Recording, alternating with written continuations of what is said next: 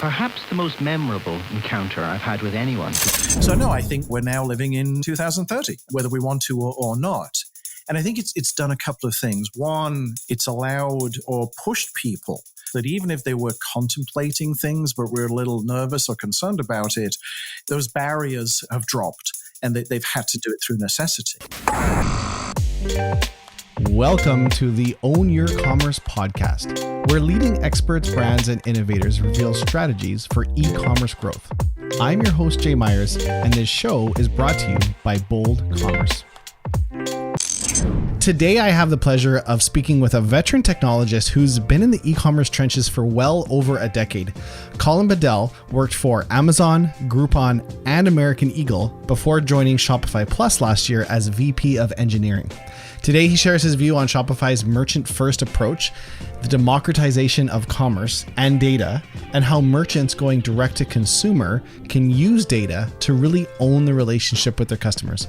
And we'll do a bit of an outlook on the world of e-commerce post-COVID. It's a great episode. I really think you're going to enjoy it. Let's do it. Colin, thank you so much for joining us on the show. I know you're very busy and it really means a lot. I know our listeners are going to get a ton out of this. So why don't we start with, you have a very rich history in e-commerce. When I read your bio, you were at Amazon for 7 years, American Eagle, Groupon, and now Shopify Plus. Can you give us a quick background on your story and how did you end up at Shopify Plus? Yeah, well, thanks for inviting me along, Jay. My career's been perhaps in sort of two segments. The first half was compiler, back-end development, business process modeling tools in the SAP space, open source technology, and a lot of language development tools. And then, as you said, 7 years at Amazon, which was a tremendous learning experience. And then following that, I was the CTO of a number of e-commerce companies or commerce companies. And when the opportunity came up to join Shopify, it was like, look, I had experience with Amazon, the brand, but what really intrigued me about Shopify was the direct-to-consumer story. And I got a taste of that when I was at Groupon as well, really acting as the agency, the marketing channel for small mom and pop high street shops. And really, there's nobody in their corner. They have to battle against the big guys all the time. And it's really hard. And I got to know a lot of them personally, and I felt for them. And when the Shopify opportunity came up, it's like, wow, great chance for me to take a bunch of that e-com and commerce background and apply it to the democratization of commerce. So it was a no-brainer. It was a very easy decision to say yes to Shopify. And that was, 11 months and a few days ago. It feels like a lifetime sometimes, and other times it feels like it was just yesterday. Coming up on your 1 year anniversary. Absolutely. So that kind of leads me to my next question, which when I look at your work history, the thing that really stands out in your bio is, of course, the length of time spent at Amazon, and now the fact that you're at Shopify Plus, which from the outside, they're seemingly two very different companies with very different worldviews. So can you talk about that transition and why the switch to Shopify? And actually, is that an accurate observation of they are very different worldviews? Yeah, I think the worldviews are different. I mean, Amazon shows up as a marketplace, and the Amazon brand is what dominates. With Shopify, the brand that dominates is the brands of all of our merchants. And in fact, even a year ago when I was first talking to the company, I talked to friends and family about joining this kind of wacky Canadian company. Nobody had either heard of the company or really knew much about it, which I think is a testament to the fact that Shopify values the brand recognition in its merchants. It's not us to be at the forefront and in everybody's face. It's up for those individual brands to be there.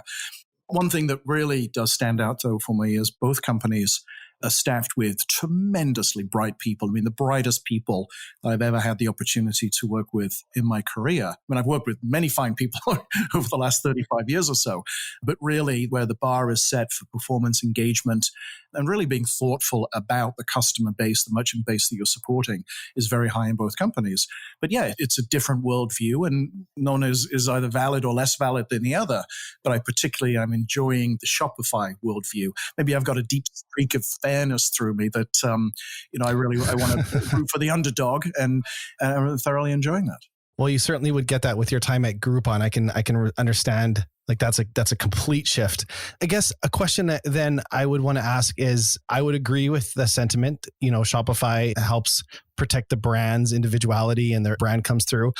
Recently, there's been some launches on Plus with Shopify Fulfillment and the Shop app and Shop Pay. So there are some consumer facing aspects of Shopify. So my wife, she knows when she's on a Shopify store, she loves Shopify payments. She uses it. Where does Shopify draw the line? The question could be posed, why doesn't Shopify have a search that you can search all million stores? And I don't think that's something Shopify would ever do. But is there a line where you say, okay, yes, we do this we don't? And how do you think about that? Yeah, I think you hit the nail on the head. It's how we think about it. And we're prepared to change our mind, change our thoughts, change our opinions based on the information that we get. We don't do what our merchants ask us to do or tell us to do because we don't think that's in the best service of them. We've got plenty of people across the breadth of the company that have got tremendously broad and deep expertise and experience in commerce. And of course, we're working on tactical benefits to our merchant base, but we're also thinking, way beyond that as to the problems and the opportunities that they will pursue as they mature their respective business. It's the story of if Thomas Ford went to folks in his day and said, what do you need? And of course, they'd say, we want a faster horse. You can get some degree of value out of that. But honestly, when you ask questions about what people want, the context they use and they apply is what they know today. And it's our job to be thinking much further down the line about things that they've not even contemplated. But when they are ready to contemplate them, or when we're ready to introduce them to them, they're going to bring deep and significant value to them. Yeah. It'll be interesting to see how it plays out in the next few years. Something I think that I believe is Shopify's strength is, I imagine this is kind of the decision criteria inside Shopify's doors, is something to the extent of, when you can leverage the platform in the sense that there's millions of stores, when you can leverage that to the merchant's benefit, it makes sense. So you can negotiate better rates with your payments. You can have Shopify fulfillment, but where it's to the detriment of the brand, where having a universal search where you can search all 1,000 stores, well, that's not good for every brand. That then it just becomes a marketplace. But there are a lot of advantages to having 1 million plus stores on one platform, and I think there's a way that you can do that and keep the brand identity. And it seems like Shopify is doing a good job of that, and it's using that to bring value to the merchants. Yeah, and you've always got to be listening. You've always got to be hearing. There are plenty of very interesting signals, and they're not based on the volume about one particular problem or one particular opportunity. The nuggets of truth could be way down the list, and it's being ever and continually diligent in listening and hearing and reflecting back and engaging with our merchants.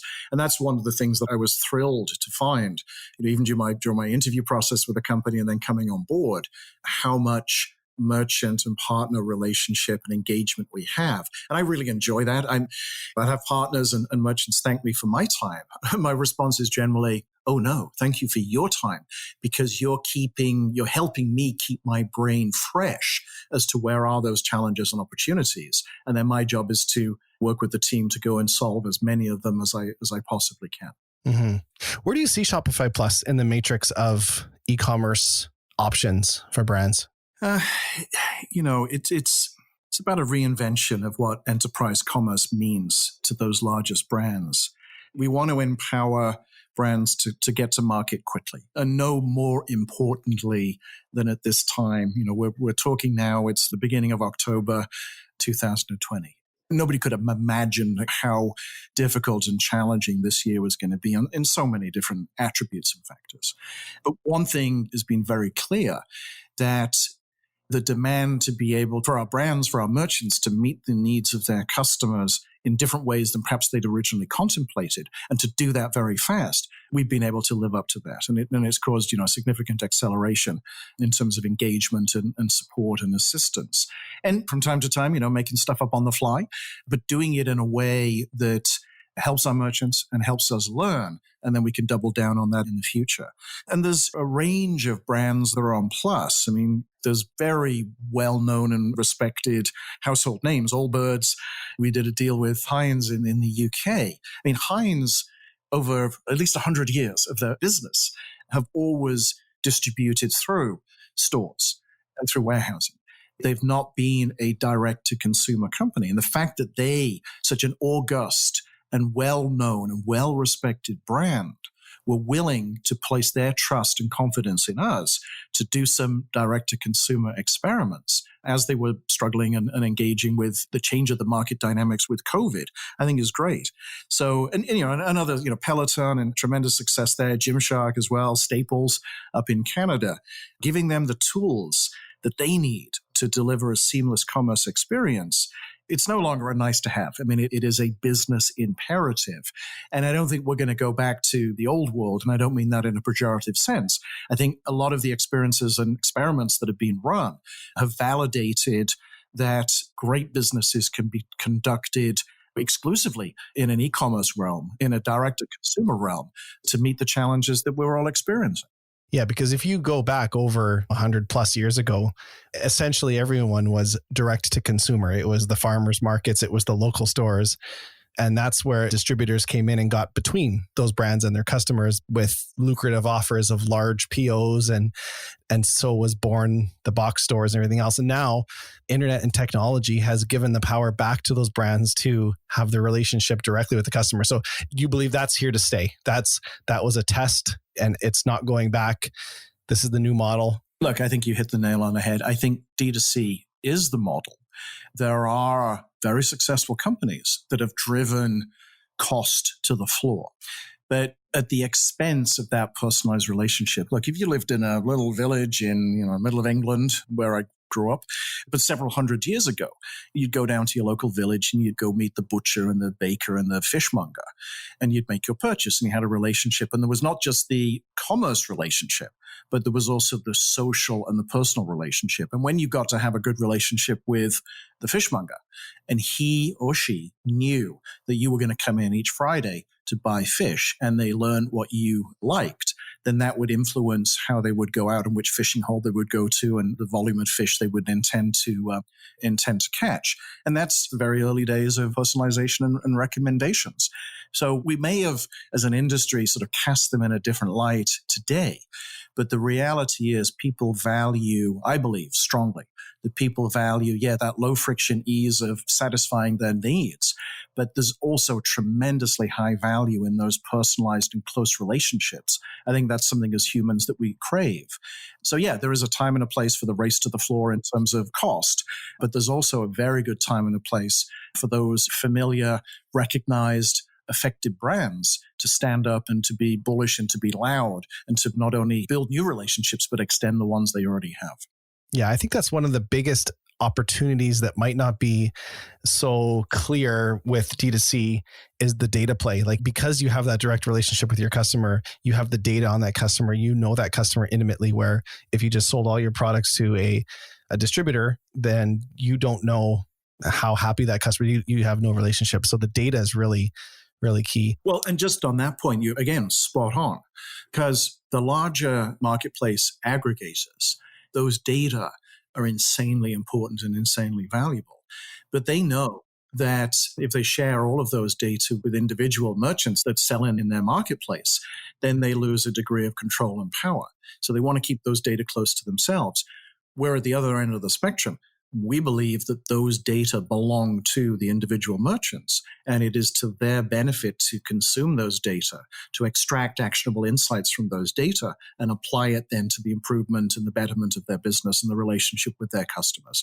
So there's a sort of philosophical difference there. I mean, it's grounded in commerce and business. There are logical dollar reasons to do this, but I believe the democratization of both commerce and the data that surrounds that is insanely important.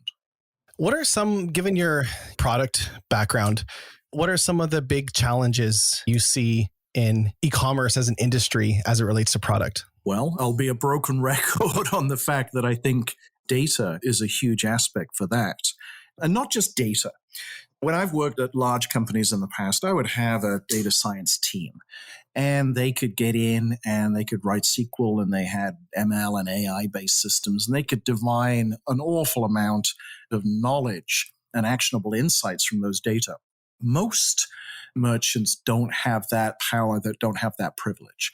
And that's why I think it's important that Shopify, are in their corner, taking those data, turning them into actionable insights, making strong recommendations, not just to how to make the technology better, but to how to help them grow their business. And that's why, I love conversations with merchants that, yes, we'll talk about the features and the capabilities about Shopify Plus, but it also sort of mutually buys us the right to have interesting discussions and to share our experiences in different vertical lines of business.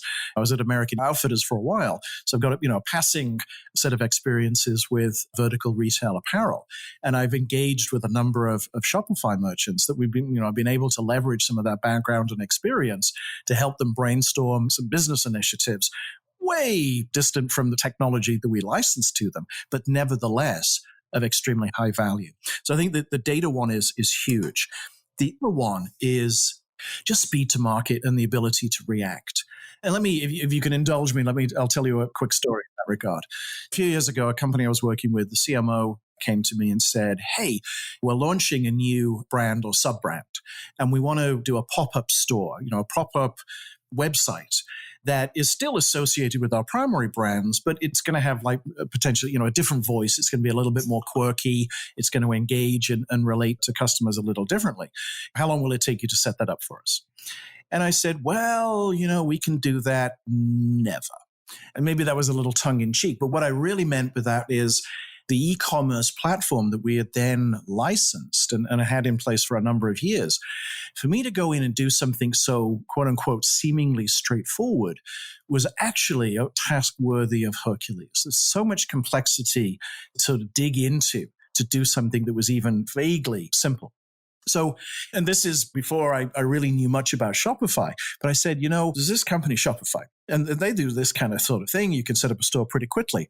How about we actually use Shopify just to do your one brand? And in a short amount of time, I can't integrate it with all of our complex back office systems, ERP systems, CRM, FSFA systems, every three-letter acronym you can throw at it. But I can get you up a store up and running. We can gather the data. We can do a bit of manual loading and reconciliation of data and information coming out, but we can get you up in the time frame you need. Of course, I'm thinking, a couple of months. And I said, "By when do you need to launch this?" And she said, "By next Friday." I'm like, okay, we'll give it a sporting chance. Throw a couple of engineers on it that didn't know the first thing about Shopify. And within a week, they had a pop-up store up and functioning. Certainly wasn't all singing, all dancing, but it was 90 to 95% of the way there. It was more than above the threshold that would meet the needs of the business. And I'm a huge fan of there's a time to think and then there's a time to act, because you can't be all knowing. And there's a time to get stuff in the market, get feedback, and fill in the gaps of that thought process that's absent. So we launched it. We got a ton of feedback and could then take that information to use to refine those individual instances. And it was amazing. I mean, my engineering team that had been used to using the big brand name e-commerce platform were looking at us like we were absolutely insane. How could you possibly do this in a week? Something that we know would take us 9 months. And the reality is it's doable. You've just got to have a different mindset to do it. And you've got to be willing to be flexible, and you've got to be willing to hustle a little bit. But if you do it with the right mindset of being in service to the business and you're determined to get the right outcome, then you can do things insanely fast. And I love that because the world changes very rapidly, as we've seen this year. I love the fact that the world has the capacity and the capability to change rapidly. And I think it's our job to make sure that we're supporting our merchants to take advantage of opportunities, positive or negative, when they come along. So in your opinion, and you might have answered the first half of this question just now, in your opinion, what would you say is something Shopify Plus gets right regarding product? And conversely, what is something that is a big product opportunity for Plus? Yeah, I think what we get right is a breadth and depth of capabilities. I don't believe there's any such thing as one size fits all, but I think we have a breadth and depth of capabilities that allow our merchants to realize their business needs. It's not about the technology. Yes, we're technologists. It's not about the technology. It's about what our merchants need for them to make their business successful. And the fact that we listen and that we hear and we can meet them in the right place, that we talk about problems and opportunities. We don't talk about features. Oh, sure, we pop out features at the end of it, but we are complicit in understanding and being partially responsible for the growth of their business. And I think that's huge.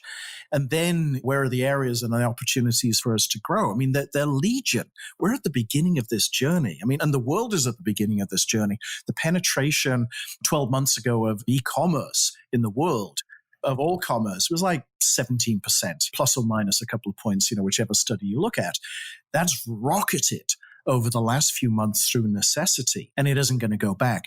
But that's still only very low two-digit numbers. So the opportunities are legion, and it's going to come about because we listen, we hear, we engage, we're respectful, and we don't lose sight of the fact that we're here to help our merchants grow their business. Again, it's not about us. It's not about our ego. It's about helping our merchants. And as long as we stay absolutely unswervingly focused to that, then that is a path that I know and to the core of my bones will lead to success. Do you think that's going to stay? The new e-commerce has kind of fast forwarded 10 years in the last 6 months. Do you think that'll bounce back if there's a vaccine tomorrow, or do you think habits have changed now? I think those habits are locked in place. There's a common wisdom. It takes 21 days to develop a new habit. And you've got to tough it out through then. We're 6 months in already. Yeah, I mean, as I said, the world has not had the option. So no, I think we're now living in 2030, whether we want to or not. And I think it's done a couple of things. One, it's allowed or pushed people, and especially pushed merchants, that even if they were contemplating things but were a little nervous or concerned about it, those barriers have dropped and they've had to do it through necessity. And look, I've talked to a lot of them that, yeah, they were nervous going into this big change, things that they were contemplating doing over a 3, 6, 9, 12-month period that they've had to do in some cases in a few weeks' time. They bit the bullet. They did it, and they came out of it with, wow, it wasn't the easiest experience, but we've learned a lot about how to move with great agility and how to trust the relationships and the partners, not just the folks at Shopify, but our huge ecosystem of partners, our app developers and our agencies and implementation partners. We've learned through necessity that they are very highly trusted. We can build relationships with them. That now emboldens us to do more faster, which I think is great. So no, there's no going back. Can't put the genie back in the bottle, even if you wanted to. But I also think now there's many more thousands, tens of thousands of businesses that may have been caught on their back foot earlier on in the year that have now learned and learning to actually lean over the tip of their skis and go faster. They want more. And that's terribly exciting. So speaking of COVID, are there any stores that you've seen that have been particularly inspirational or innovative during this time that just really inspired you? Yeah, it's of legion. I mean, let me just talk about that briefly from a couple of perspectives. So BOPIS, click and collect, as somebody told me they call it in Australia, but buy online and pick up in store. Huge rocket in that because, again, of that necessity. People buying online, unwilling, unable to wait for 2-day delivery, want to pick up that afternoon, can get in their car, show up outside a store, somebody's expecting them, pops out, puts the box through the window, they roll the window up quickly and then drive away. So that's been huge. One example that comes to mind is Parachute Home. So home furnishings, decor, bedding, bath linens, things like that. They launched a feature during the early days of the pandemic that allowed their customers to get complimentary home styling advice from stylists in the company. So normally, you'd come into a store and you'd sit down and have those conversations. They pivoted very, very rapidly to schedule free one-on-one video or phone consultation at a day and a time that's convenient to them. And I mean, what a huge benefit. And maybe Parachute or others would have got there eventually, but they kind of had to do it because people couldn't come into a store and came out of it realizing, wow, we may not have fully have internalized the value or the need for this ahead of time, but the need is sure as heck here now.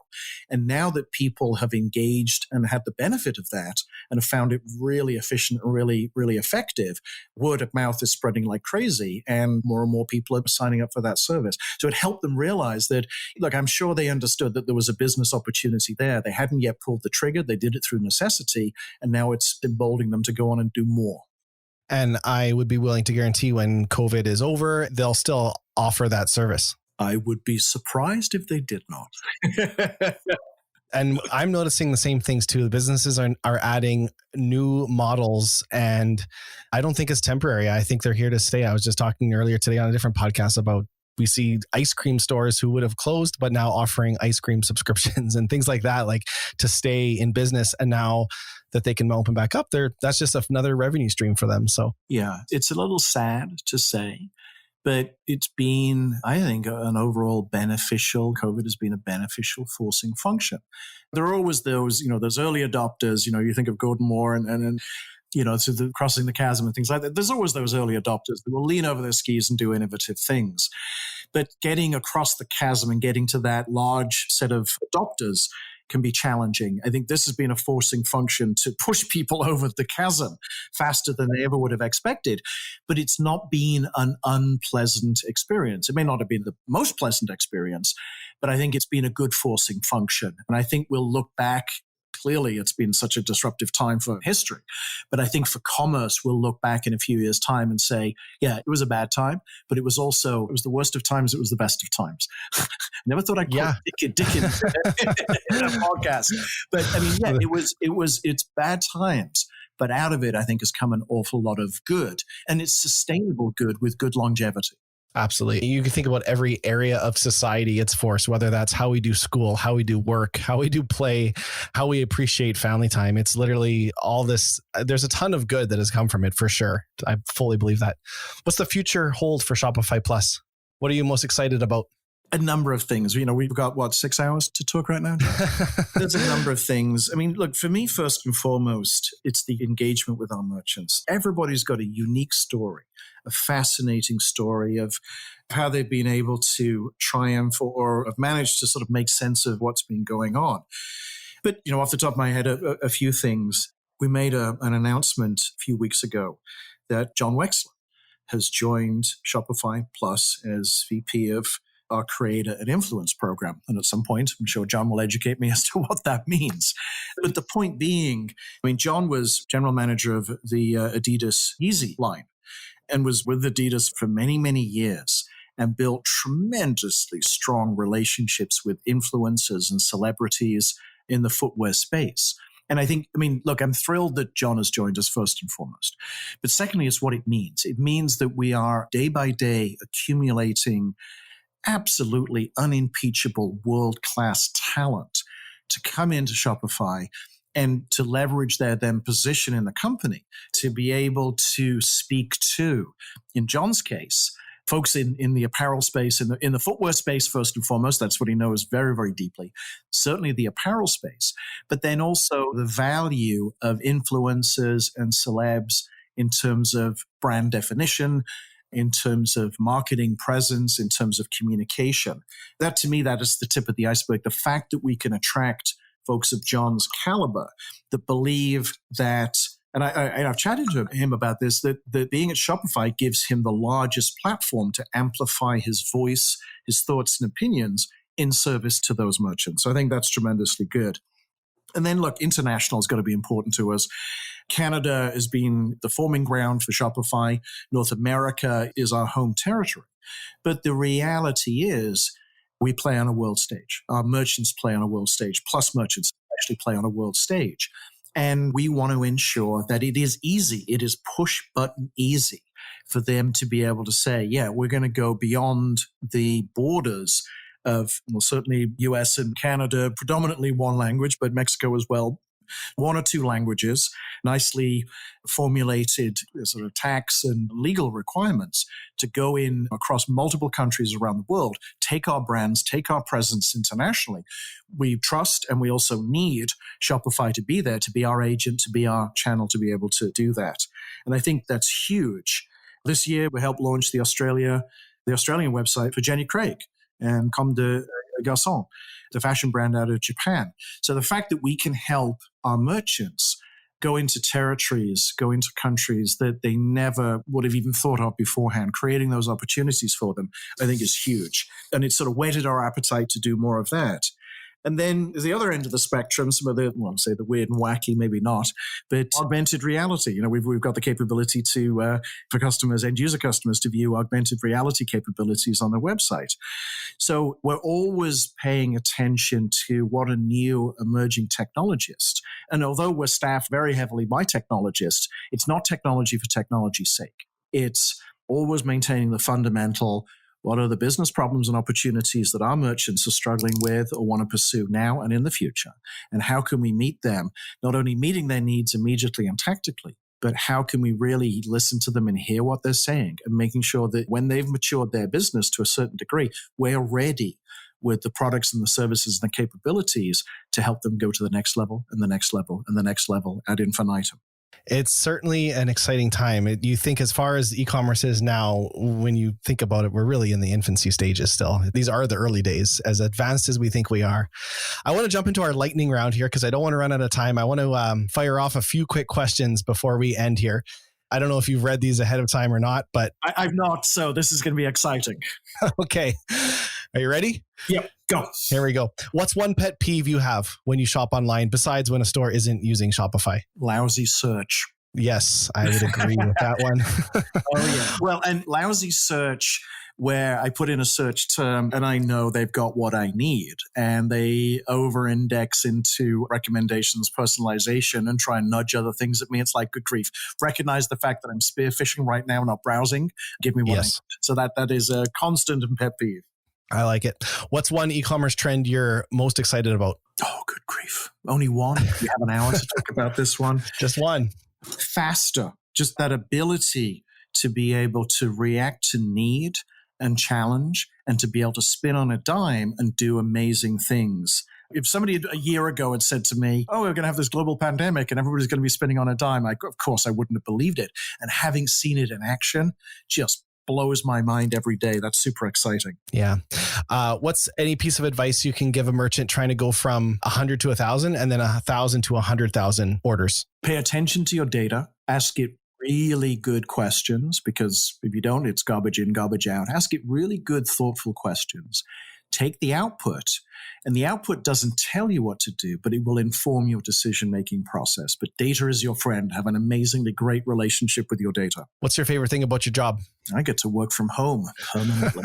I mean, seriously, my commute is now 30 seconds. I've got a great coffee machine upstairs. I get breakfast served to me when my wife thinks that that's appropriate.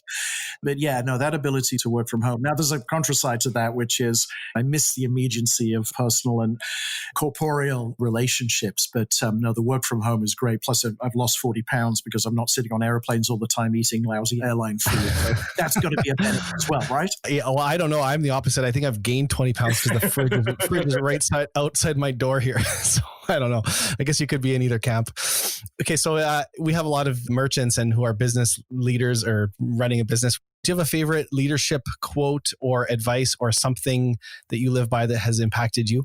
Yeah, I wish I should have read these things through. Could I pulled it up? It's a Theodore Roosevelt quote, and I will now butcher it, but it's something to do, blessed are those people that try really hard but then fail, checkered by failure. But better that than live in the dim twilight of not trying and not failing. Live in the dim twilight that knows not success nor failure.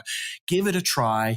Yeah, you're going to fail. Yeah, you're going to learn from it, but better be vibrant and human in that regard than sort of taking that middle road path that knows not success nor failure. So sorry, I've completely butchered it, but you get the sense. I know the quote and I will find it and I'll put it in the show notes, but I love that quote as well too. So speaking of that, my next question is, what is something you've failed at that looks back and actually has been a positive? Oh, good grief. I mean, if you'd said to me, what have you failed at today? I could start rattling off things. And look, that's the meta response, which is, I'm not afraid to fail, because that I know I learn from it. But no, I've messed up stuff left, right, and center. And a big part of my journey, and I've been lucky to have somebody else paying for very expensive coaching for me that helps me learn about myself. So I think, maybe my failure earlier on was not knowing myself and my principles and my standards, as perhaps as early in my life as I should have done.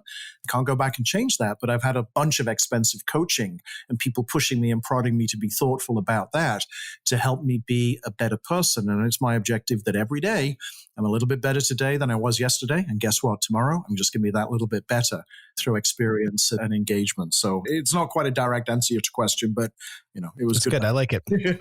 Last question.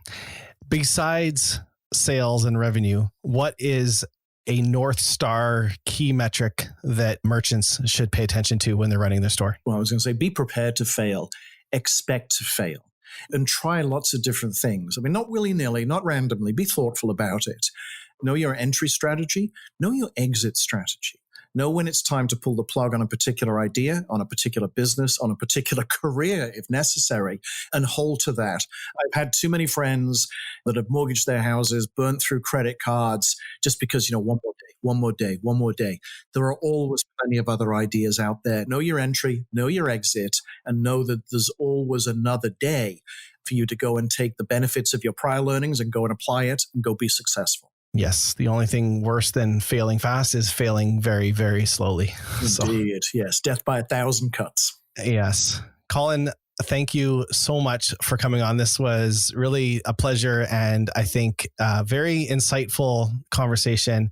Thank you for your time. I really appreciate you. It was a lot of fun, Jay. And again, I must apologize to Teddy Roosevelt, but I'm sure he will, let it slide. I'm sure his family won't listen to this, so it's all right. That's it for another episode of Own Your Commerce.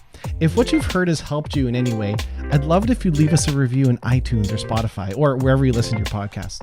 It's a new podcast and reviews really help spread the word.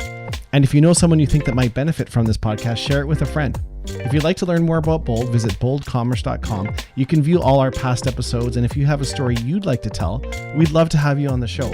You can apply to be a guest or suggest a guest on our website as well. That's all for now, and we'll see you next week.